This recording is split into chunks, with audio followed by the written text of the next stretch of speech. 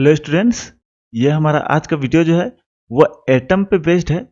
Class 8th और 9th के students सब के लिए ये वीडियो बना है। मेनली जो इस वीडियो में हम लोग डिस्कस करेंगे वो एटम्स के बारे में डिस्कस करेंगे। एटम क्या है, इसके अंदर क्या होता है, कौन डिस्कवर किया, क्या क्या चीज़ें, ये सारा चीज़ हम लोग इस वीडियो में समझेंगे। ये वीडियो जो है हमारा वो मेनली टारगेट किया गया है क्लास 8 के और क्लास 9th के स्टूडेंट्स के लिए। क्लास 8 और 9th के स्टूडेंट को एटम्स का कॉन्सेप्ट जो है वो बहुत ज़्यादा ज़रूरी है समझना, ताकि आगे चल करके उनको प्रॉब्लम ना हो। क्लास 8 में भी हम लोगों को एटम्स के बारे में पढ़ना है, 9th में भी पढ़ना है, तो ये एक कंबाइंड वीडियो है। वैसे 9th का तो हम लोग स्पेशल क्लास कराते ही हैं, सारा चैप्टर का जो वीडियोस होगा वो आएगा ही, बट स्टिल ये एक साइड से एक वीडियो है बस आप लोग के लिए, इन्फॉर्मेशन के लिए, कि ज़्यादा अच्छे से आपको एटम्स के बारे में जानकारी दिया जा सके। सबसे पहले देखते हैं कि एटम होता क्या है। Atom is the smallest particle of matter. किसी एक मैटर का सबसे छोटा जो पार्टिकल है वो क्या है? एटम है। जैसे कोई भी मैटर ले लो, आप मान लो आयरन है। आयरन जो है वो किससे बना हुआ है? तो आयरन भी आपको एटम से बना हुआ है। ऑक्सीजन जो है वो भी क्या है? तो एटम है ना। हर एक चीज मतलब कोई भी जो आपको चीज दिखाई दे रहा है आसपास, आप आंख खोल लो, जो भी चीज दिखाई दे रहा है सब चीज क्या है? सब मैटर है। और सारा मैटर जो है वो एटम से बना हुआ है। ऐसा नहीं है कि हर मैटर जो है वो एक ही तरह के एटम से बना हुआ है, वो अलग अलग तरह के मैटर्स के कॉम्बिनेशन से भी बना होगा, जिसको हम लोग आसान भाषा में कंपाउंड्स बोल देते हैं। ठीक है, तो जो हमारा मैटर है उसको ब्रॉडली हम लोग दो भागों में बांट सकते हैं। एक होता है एलिमेंट्स और दूसरा होता है कंपाउंड्स। क्या होता है? एक होता है एलिमेंट्स और दूसरे को बोलते हैं हम लोग कंपाउंड्स। बेटा अगर किसी भी मैटर में एक ही तरह का एटम प्रेजेंट रहेगा तो बोल देंगे एलिमेंट, और अगर किसी मैटर में दो या दो से अधिक तरह का एटम्स जो होगा वो केमिकली अगर बाउंड रहेगा तो हम लोग बोल देते हैं कंपाउंड। ये वीडियो बेटा बता रहे हैं, ये एकदम सिंपल तरीका से आप लोगों को एटम, एलिमेंट्स, कंपाउंड्स, चार्जेस, ये सब के बारे में बताने के लिए दिया गया है। ये कोई सिलेबस का वीडियो मेनली नहीं बोल सकते हैं कि क्लास 9th का वीडियो या फिर 10th का है या फिर 8th का है। ये जो भी बच्चा जिनको एटम्स के बारे में थोड़ा सा कॉन्सेप्ट क्लियर करना है तो वो इस वीडियो को देख सकते हैं। देखो बेटा, all elements are composed of tiny particles called atoms. जितने भी एलिमेंट्स है वो छोटे छोटे पार्टिकल से बने हुए हैं, और उस पार्टिकल्स को हम लोग क्या बोल देते हैं? एटम्स बोल देते हैं। ठीक है, आप लोग ये पढ़े होंगे कि there are 3 states of matter. States of matter आप लोग पढ़े होंगे, ये आप लोग पढ़े होंगे, देखे होंगे जूनियर क्लास में भी, कि स्टेट्स ऑफ मैटर क्या होता है। तो 3 स्टेट होता है, एक सॉलिड होता है, दूसरा लिक्विड होता है, और तीसरा होता है गैस। तो सॉलिड, लिक्विड, गैस में आप लोग को डायग्राम जो देखे होंगे आप लोग बुक्स में, वो देखे होंगे सॉलिड में जो पार्टिकल्स होते हैं वो क्लोजली पैक्ड होते हैं, इस तरह के आप डायग्राम देखे होंगे, इस तरह का।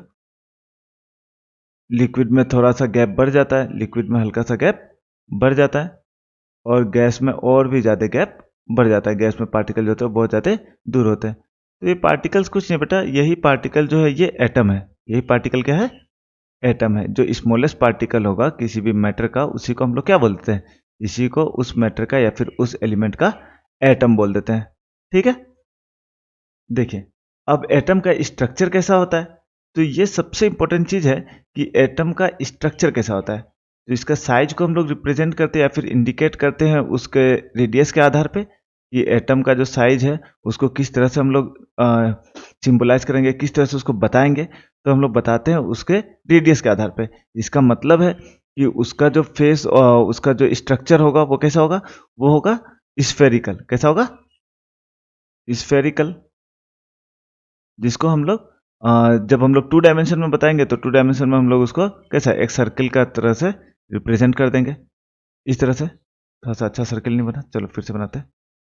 एक सर्कुलर तरीका से हम लोग इसको रिप्रेजेंट करने का कोशिश करते हैं। ठीक है, तो सर्कल को हम लोग कैसे इंडिकेट करेंगे, कितना बड़ा सर्कल है, कितना छोटा सर्कल है, तो उसके लिए हम लोग यूज करते हैं रेडियस का, है ना। तो जो हमारा एटम्स होता है उसको हम लोग कैसे इंडिकेट करते हैं? उसको इंडिकेट कर सकते हैं उसको रेडियस के आधार पे, कि कोई एटम का साइज बड़ा है, कोई एटम का साइज छोटा है, कैसे पता चलेगा? तो जिस एटम का एटॉमिक रेडियस, एटॉमिक रेडियस, ये वर्ड ध्यान में रखना है, एटॉमिक रेडियस, जिस एटम का एटॉमिक रेडियस ज़्यादा होगा वो ज़्यादा बड़ा एटम है, और जिसका एटॉमिक रेडियस कम होगा वो छोटा एटम है कंपेरेटिवली बाकी एटम से। ठीक है। अब ये जो बेटा दूरी है, जो एटॉमिक रेडियस है, वो कहाँ से कहाँ तक का है, ये जो सेंटर है वो कहाँ पर है, ये बाकी जो इसका सरकमफेरेंस जो है, जो लास्ट पॉइंट है जिसके लिए हम लोग रेडियस को मेजर करते हैं, वो कौन सा पॉइंट लेंगे। तो ये सारा चीज हम लोग अगले टॉपिक में भी देखते हैं कि एटॉमिक रेडियस वगैरह कैसे पता चलता है कि कितना कौन सा दूरी को एटॉमिक रेडियस बोलते हैं। तो उससे पहले ये जानना जरूरी है हम लोग को कि एटम जो है वो किस किस चीज से बना हुआ है। तो देखते हैं कि एक एटम जो है वो किन किन चीजों से बना हुआ है। देखिए बेटा, एटम के अंदर तीन मेन कंस्टिट्यूएंट्स होते हैं, या फिर बोलो कि तीन ही कंस्टिट्यूएंट्स होते हैं। एक इलेक्ट्रॉन होता है, दूसरा प्रोटॉन होता है और तीसरा न्यूट्रॉन होता है। जो एटम जो है वो तीन सब एटॉमिक पार्टिकल से बना हुआ है। सब एटॉमिक पार्टिकल मतलब एटम्स के अंदर का पार्टिकल। अर्लियर क्या था बेटा, शुरू शुरू के समय में जब साइंटिस्ट लोग एटम्स के बारे में उतना ज़्यादा मतलब जानकार नहीं थे, उतना ज़्यादा इंफॉर्मेशन नहीं था, जो हमारा इक्विपमेंट्स था वो उतना ज़्यादा अच्छा नहीं था, जिससे एटम्स के अंदर हम लोग ज़्यादा कुछ नहीं जानकारी निकाल पा रहे थे। तो उस समय क्या हुआ, उस समय जो लोग थे, फिलोसफर थे, साइंटिस्ट थे, वो समझते थे कि एटम्स जो है वो इनडिविजिबल होते हैं। क्या समझते थे कि एटम्स एटम्स आर इनडिविजिबल। मतलब वो समझते थे कि एटम्स को हम लोग डिवाइड नहीं कर सकते हैं, या फिर एटम्स का आगे फिर उसके अंदर कुछ नहीं होगा, ये सबसे छोटा यूनिट है। लेकिन फिर धीरे धीरे पता चला कि ऐसा बात नहीं है, ये गलत है। ठीक है, एटम्स के अंदर सब एटॉमिक पार्टिकल्स होते हैं। ठीक है, कितना सब एटॉमिक पार्टिकल्स है, तो तीन सब एटॉमिक पार्टिकल है। एक इलेक्ट्रॉन है, दूसरा प्रोटॉन है और तीसरा जो है वो न्यूट्रॉन है। ठीक है, इलेक्ट्रॉन्स जो होते हैं वो निगेटिवली चार्ज होते हैं। कैसे होते हैं, ये निगेटिवली चार्ज होते हैं, ये होते हैं निगेटिवली चार्ज। ठीक है, यहां पर ये जो स्ट्रक्चर आप लोग को जो डायग्राम दिखाई दे रहा है, यहां पर ये जो बीच वाला जो सेंटर है ये है आपको न्यूक्लियस। क्या है, इसको भी हम लोग न्यूक्लियस ही बोल देते हैं, एक साथ कंबाइंड फॉर्म में बेटा इसको बोलते हैं न्यूक्लियस। जैसे सेल में न्यूक्लियस पर रहते हैं बीच वाला, वैसे इसमें भी एटम के जो एकदम बीच में जो होगा वो क्या है, न्यूक्लियस है। ठीक है, न्यूक्लियस जो है उसमें क्या क्या होता है, न्यूक्लियस ऑफ सेल बोल सकते हो और न्यूक्लियस ऑफ एटम बोल सकते हो इसको। न्यूक्लियस किस चीज से बना हुआ है, चाहे न्यूक्लियस में क्या प्रेजेंट है, तो न्यूक्लियस में दो चीज प्रेजेंट है, एक आपका न्यूट्रॉन प्रेजेंट है और दूसरा आपका प्रोटॉन प्रेजेंट है। ठीक है, तो पहला बात समझिए कि जो आपका न्यूक्लियस है वो किससे बना हुआ है, वो प्रोटॉन और न्यूट्रॉन से बना हुआ है। दूसरा चीज समझिए कि जो एक एटम होता है उसका चारों तरफ निगेटिवली चार्ज जो सब एटॉमिक पार्टिकल्स होते हैं वो रिवॉल्व कर रहे होते हैं। ठीक है, जो इलेक्ट्रॉन्स है, इलेक्ट्रॉन्स जो है वो निगेटिवली चार्ज्ड पार्टिकल्स हैं। ठीक है, और ये क्या कर रहे होते हैं, ये एटम्स के चारों तरफ चक्कर काट रहे होते हैं। ठीक है, और कैसे चक्कर काट रहे होते हैं, तो सर्कुलर पाथ में चक्कर काट रहे होते हैं। और इस पाथ को हम लोग क्या बोल देते हैं, इसी को हम लोग शेल बोल देते हैं। क्या बोल देते हैं, इसको शेल बोलते हैं, या फिर ऑर्बिट्स भी बोलते हैं जो यहाँ पे दिया हुआ है, या फिर इसी को आगे क्लास में पढ़ोगे तो ऑक्टेट भी बोलते हैं। फिलहाल हम लोग इतना समझिए, इसी को हम लोग क्या बोलते हैं, शेल बोलते हैं। जितना ज्यादा बेटा एटॉमिक नंबर रहेगा उतना बड़ा आपका एटम रहेगा। ठीक है, क्यों, क्योंकि उतना ज्यादा सेल जो है वो कंबाइन होगा। आगे टॉपिक में हम लोग पढ़ेंगे कि सेल्स जो है उसको हम लोग कैसे काउंट करते हैं, कितना सेल्स होता है किस एटम में, क्राइटेरिया क्या है काउंट करने का, नंबर ऑफ सेल्स को हम लोग कैसे इंक्रीज करते हैं। तो वो सारा चीज डिपेंड करता है एटॉमिक नंबर पे। अभी पढ़ेंगे हम लोग एटॉमिक नंबर, मास नंबर, सब समझेंगे। पहले इतना समझिए कि इलेक्ट्रॉन्स जो है वो क्या है, वो निगेटिवली चार्ज्ड पार्टिकल्स है जो कि सेल के चारों तरफ क्या कर रहे हैं, चक्कर काट रहे हैं। ठीक है, ये प्रोटॉन और न्यूट्रॉन जो है ये दोनों एक साथ कहां पर है, न्यूक्लियस में है। कहां पर है, न्यूक्लियस में, दोनों साथ में है। ठीक है, प्रोटॉन और न्यूट्रॉन दोनों साथ में न्यूक्लियस में है, मतलब सेंटर ऑफ द एटम में है। ये एटम का सेंटर है और यहीं पे क्या प्रेजेंट होता है, प्रोटॉन और न्यूट्रॉन। प्रोटॉन कैसे होता है, तो प्रोटॉन्स आर पॉजिटिवली चार्ज, ये होता है पॉजिटिवली चार्ज होता है।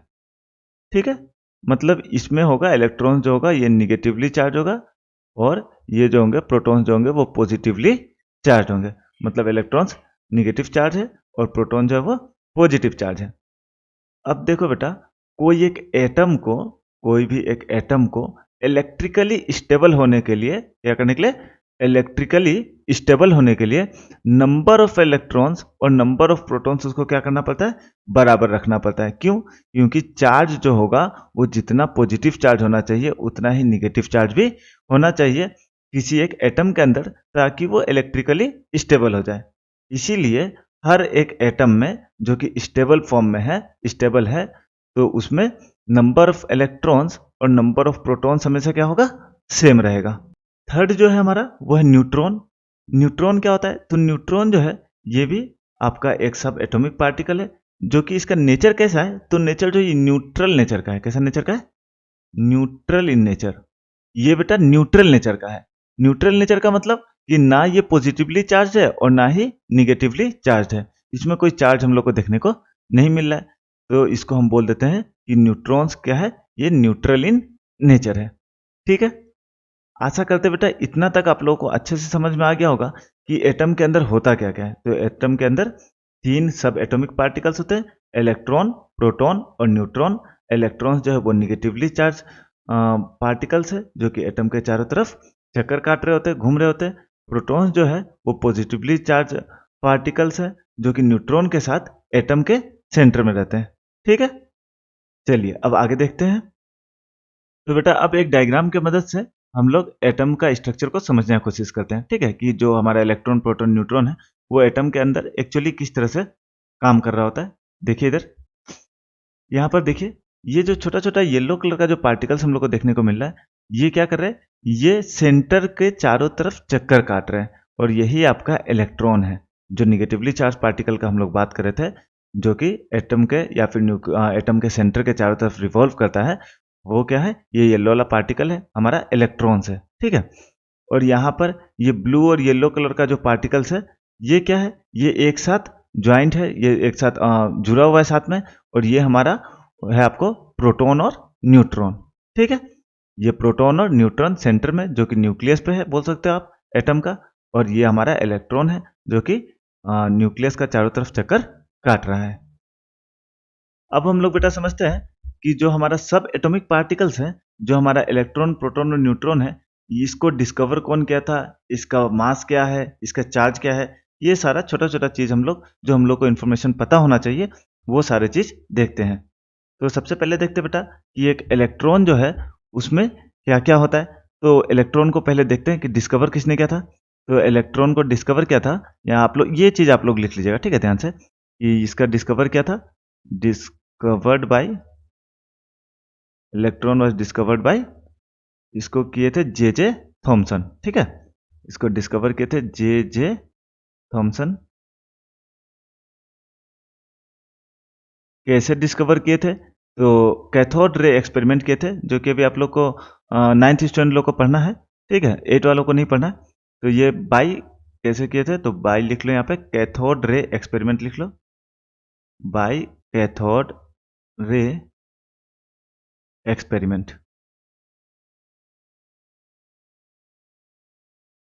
ठीक है, इसके बारे में, कैथोड रे एक्सपेरिमेंट के बारे में हम लोग आगे किसी दूसरा वीडियो में पढ़ेंगे। फिलहाल हम लोग को जो बेसिक्स है वो समझना है, इसीलिए इस वीडियो में हम लोग कैथोड रे एक्सपेरिमेंट के बारे में ज़्यादा डिटेल में नहीं जाएंगे। बस आप समझिए कि जे जे थॉमसन जो है वो इलेक्ट्रॉन को डिस्कवर किए थे। कैसे डिस्कवर किए थे? तो कैथोड रे एक्सपेरिमेंट के थ्रू डिस्कवर किए थे। ठीक है, अब समझते हैं कि इलेक्ट्रॉन में चार्ज कितना होता है। तो ये लिख लीजिए आप लोग, चार्ज ऑन इलेक्ट्रॉन। एक इलेक्ट्रॉन में कितना चार्ज होता है? तो इलेक्ट्रॉन में -1.6 इंटू 10⁻⁻19 कूलम चार्ज होता है। ठीक है, ये सी जो है बेटा, ये सी किसके लिए है? तो सी जो है वो कूलम के लिए है। ठीक है ना, ये सी किसके लिए है? तो सी स्टैंड्स फॉर कूलम। ये चार्ज को रिप्रेजेंट करता है, सी जो है। ठीक है, या फिर आप बोल सकते हो ऐसा यूनिट है चार्ज का, कूलम। तो इलेक्ट्रॉन के लिए कितना चार्ज होता है एक इलेक्ट्रॉन पे? ठीक है ना, एक इलेक्ट्रॉन पे -1.6 इंटू 10⁻⁻19 कूलम चार्ज होता है। तो बेटा ये जो चार्ज ऑन इलेक्ट्रॉन जो होता है -1.6 इंटू 10⁻⁻19 कूलम, ये चार्ज जो है ये कौन कैलकुलेट किया था? ये डिस्कवर, इलेक्ट्रॉन को डिस्कवर जे जे थॉमसन किए थे। ठीक है, लेकिन जो चार्ज होता है एक इलेक्ट्रॉन में कितना चार्ज है, उसका वैल्यू क्या है, तो ये वैल्यू को कैलकुलेट किए थे कौन? इसको कैलकुलेट किए थे रॉबर्ट ई मिलिकन। ठीक है, ये साइंटिस्ट थे, यही कैलकुलेट किए थे कि एक इलेक्ट्रॉन में कितना चार्ज होता है। तो ये चीज़ आप लोग लिख लीजिएगा, इंपॉर्टेंट है कि चार्ज ऑन इलेक्ट्रॉन जो है वो कौन बताए थे सबसे पहले, तो वो बताए थे रॉबर्ट ई मिलिकन। ठीक है, ये स्पेलिंग के साथ आप लोग लिख लीजिएगा। डिस्कवर किए थे जे थॉमसन। कैसे डिस्कवर किए थे, तो कैथोड रे एक्सपेरिमेंट के थ्रू डिस्कवर किए थे, और इसका जो वैल्यू है कि एक इलेक्ट्रॉन में कितना चार्ज होता है वो बताए थे रॉबर्ट ई मिलिकन। ठीक है, अब देखते हैं कि एक इलेक्ट्रॉन का मास क्या होता है। तो यहाँ पे पहले आप लोग लिख लो mass of electron. Mass of electron ये कितना के बराबर होगा, तो ये होगा आपको 9.1 इंटू 10⁻31 kg के बराबर होगा। ठीक है, ये आप लोग को याद कर लेना है कि इलेक्ट्रॉन का मास कितना होता है। तो इलेक्ट्रॉन का मास होता है 9.1 इंटू 10⁻31 kg।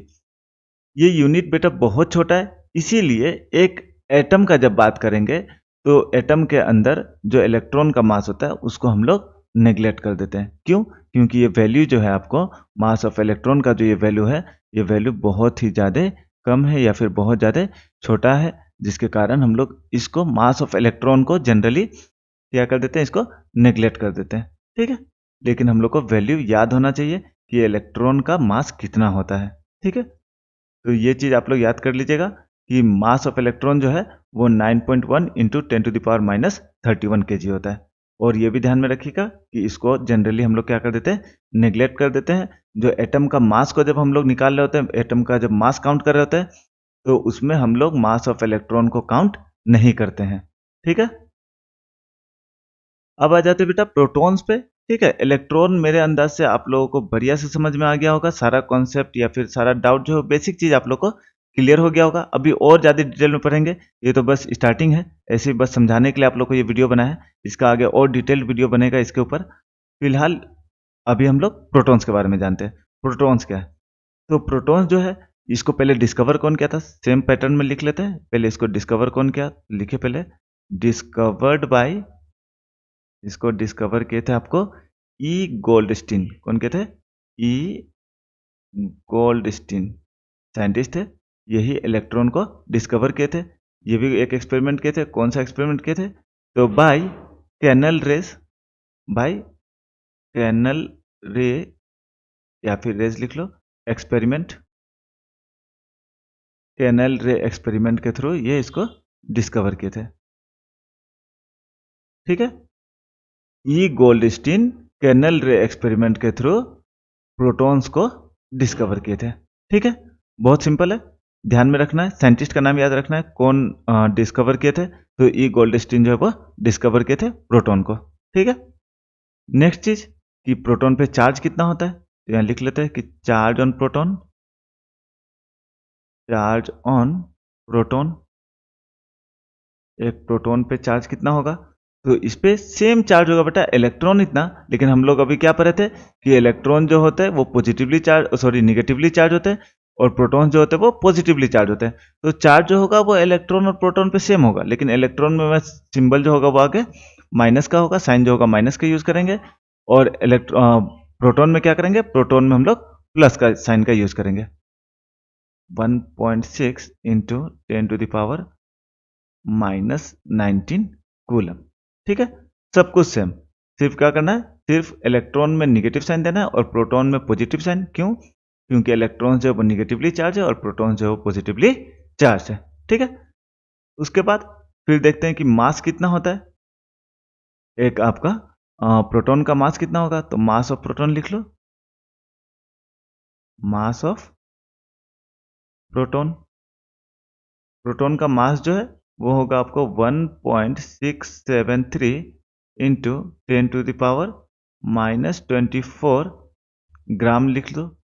ये ग्राम में इतना आएगा। इसको अगर केजी में बदलना है तो क्या करेंगे, इसमें पावर में 3 ऐड कर देंगे, है ना, हो जाएगा 1.673 इंटू 10⁻⁻27 kg। ठीक है, ये हो गया आपको मास ऑफ प्रोटॉन। एक प्रोटॉन का मास इतना होता है। यहाँ पर देख लो बेटा, केजी में इधर 27 आ रहा है और इधर कितना आया था, इलेक्ट्रॉन में कितना आया था, 31। तो बहुत बड़ा डिफरेंस हो जाता है, जिसके कारण हम लोग मास ऑफ इलेक्ट्रॉन को क्या कर देते हैं, इसको हम लोग नेग्लेक्ट कर देते हैं। ठीक है, एक इंटरेस्टिंग चीज है, देख लो, ये भी समझ ही लो थोड़ा सा ऐसे, कि जो मास ऑफ प्रोटॉन होता है ना बेटा, कि मास ऑफ प्रोटॉन वो इलेक्ट्रॉन के मास के कितना बराबर होगा, अंदाज कुछ?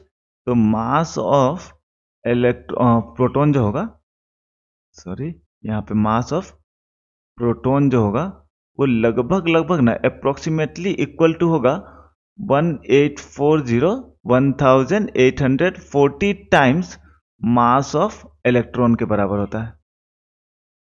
मास ऑफ इलेक्ट्रॉन के बराबर होता है। एक प्रोटॉन का मास जो होगा वो लगभग 1840 टाइम्स मास ऑफ इलेक्ट्रॉन के बराबर होता है, जिससे पता चल रहा होगा आपको कि मास ऑफ प्रोटॉन जो होता है वो बहुत ज़्यादा होता है as compare to mass of electron.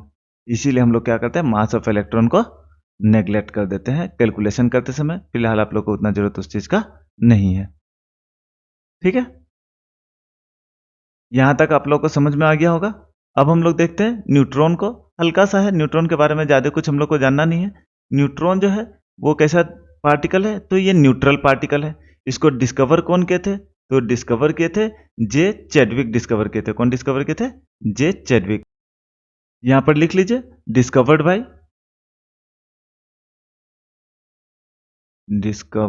By J Chadwick. J Chadwick इसको डिस्कवर किए थे। ठीक है, इसको डिस्कवर किए थे जे चैडविक।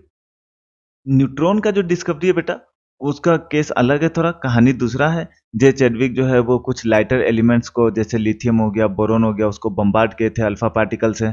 ये आप लोग को उतना नहीं समझ में आएगा कि अल्फा पार्टिकल्स क्या होता है, अभी बताया भी नहीं अभी तक हम इस वीडियो में, तो ज़्यादा नहीं समझाएंगे। बस समझिए कि लाइटर एलिमेंट्स को, कुछ लाइटर एलिमेंट्स जैसे लिथियम हो गया, बोरोन हो गया, उसको जे चैडविक जो है वो बम्बार्ड किए थे, मतलब उसको अटैक किए थे, उसके ऊपर अल्फा पार्टिकल्स फेंके थे कुछ पार्टिकुलर स्पीड से, और जिसमें उनको देखने को मिला था कि कुछ ऐसा चार्ज पार्टिकल, और ऐसा particle, sorry not charge particle, ऐसा पार्टिकल्स उनको नया पार्टिकल दिखाई दिया था जिसमें कोई चार्ज नहीं था, और उसी को वो नाम दे दिए थे, क्या, उसी को नाम दे दिए थे। यहाँ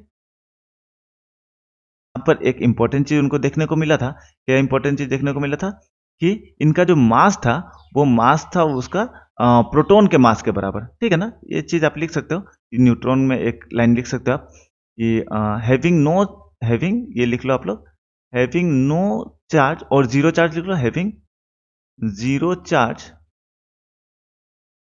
but mass equal to, but mass equal to that of, to that of proton.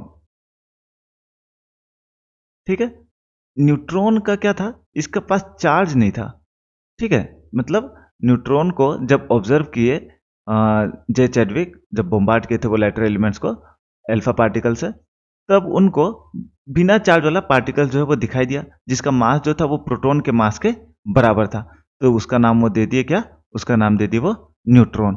ठीक है, तो इसका मास में हम लोग कौन सा मास यूज करेंगे, तो मास ऑफ न्यूट्रॉन जो होगा वो भी मास ऑफ प्रोटॉन के बराबर ही होगा। तो आप लोग यही वाला मास अपना नोटबुक, चाहे आप जिसमें नोट्स बना रहे होगे उस पर लिख लेना, मास ऑफ न्यूट्रॉन और मास ऑफ प्रोटॉन जो है वो दोनों सेम है, सेम वैल्यू आप लोग यहाँ पे लिख लोगे। ठीक है, तो अब बताओ यहाँ तक समझ में आया कि नहीं बढ़िया से?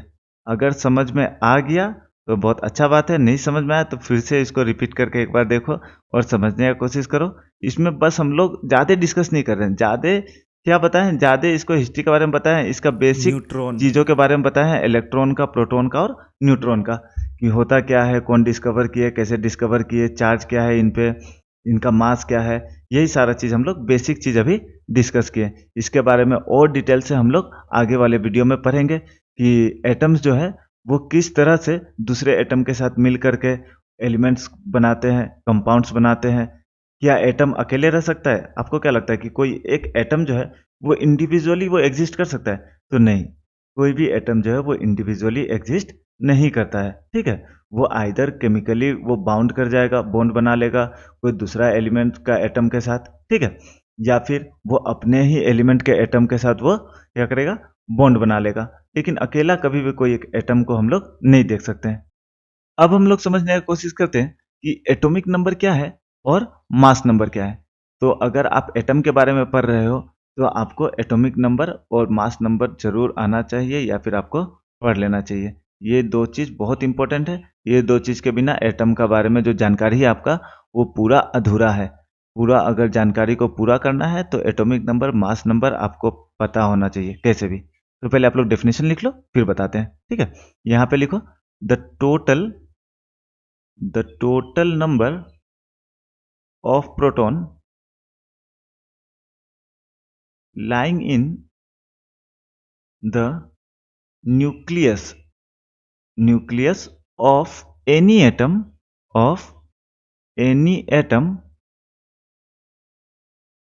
is called the atomic number। देखिए, कोई भी एक एटम के अंदर जितना प्रोटॉन प्रेजेंट रहेगा उतना ही उसका एटॉमिक नंबर हो जाएगा। बहुत सिंपल। क्या है कि जो भी एटम के अंदर, कोई इंडिविजुअल एटम के अंदर, कोई एक एटम है उसके अंदर जितना प्रोटॉन रहेगा उतना उसका एटॉमिक नंबर रहेगा। मान लो 5 प्रोटॉन है तो 5 एटॉमिक नंबर, 10 प्रोटॉन है तो एटॉमिक नंबर 10 हो जाएगा, ठीक है। और आगे हम लोग देखेंगे अलग अलग। मान लो जैसे ऑक्सीजन, ऐसी बता देता हूँ एक। मान लो ऑक्सीजन जो है वो, उसका एटॉमिक नंबर कितना हो जाएगा। ऑक्सीजन का एटॉमिक नंबर होता है आपको, इसका एटॉमिक नंबर होता है आपको 8 होता है। कितना होता है 8। इसका मतलब क्या है, इसका मतलब है कि ऑक्सीजन का जो एटम है उसके अंदर जो न्यूक्लियस है उसके अंदर नंबर ऑफ प्रोटॉन्स कितना होगा, उसके अंदर नंबर ऑफ प्रोटॉन्स जो होगा वो 8 होगा। बात समझ में आ रहा है। एक एग्जांपल लिए कि ऑक्सीजन जिसका एटॉमिक नंबर 8 है तो उसके एटम के अंदर जो न्यूक्लियस है उस न्यूक्लियस के अंदर कितना प्रोटॉन होगा, उसके अंदर 8 प्रोटॉन होगा। बात समझ रहे हो। तो एटॉमिक नंबर क्या होता है, एटॉमिक नंबर जो है वो number of proton present in the nucleus of any atom.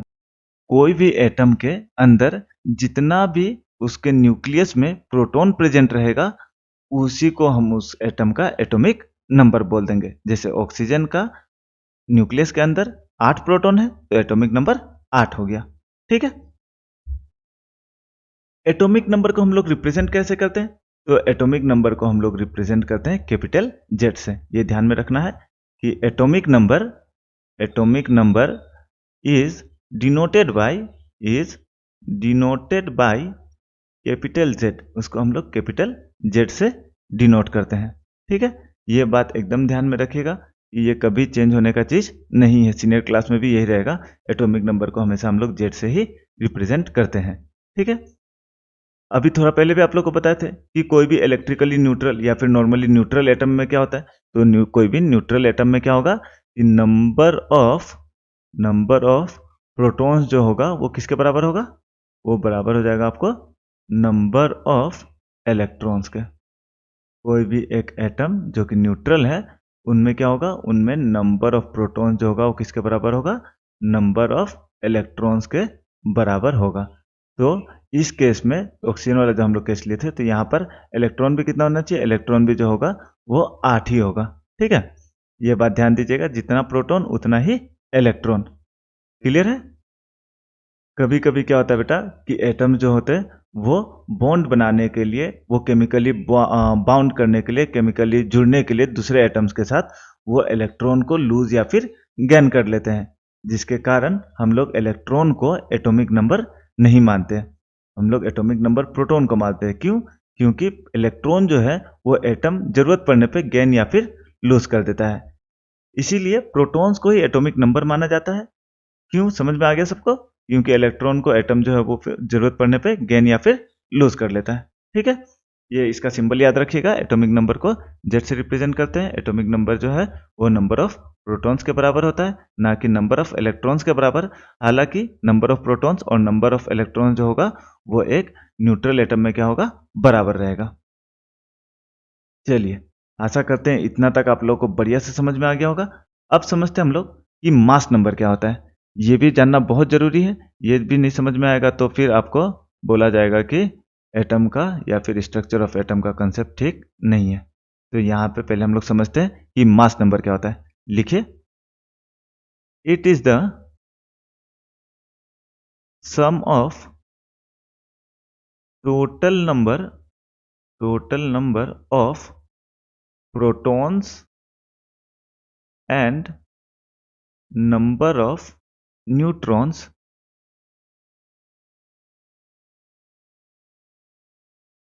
lying in the nucleus of an atom। ठीक है, ये किसके बराबर होगा?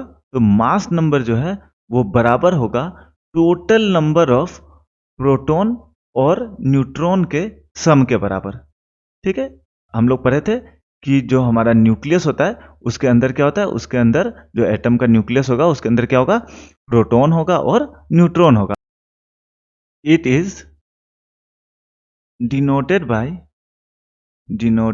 बाय कैपिटल ए, इसको हम लोग कैपिटल ए से डिनोट करते हैं।